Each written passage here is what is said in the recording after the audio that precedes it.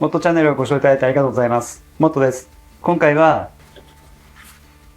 ツールスタンド作ってみました。この作業台でこれから何か新しいプロジェクトをやろうかなっていうなった時に、いろんな種類のドリルとかペン、あとはドリルガイドなどを使って制作をするとします。でその時にいろいろやってる間にドリルとかが下に落ちてしまうと、もしかすると刃が欠けちゃったり使えなくなったりすることもあります。足の上に落ちたら怪我することもあるし、そういったのを防ぐために今回のプロジェクトで使うセットを収納できるスタンドです。安全のためにもこういったものがあると結構いいのかなと思って制作してみました。それでは制作動画スタートです。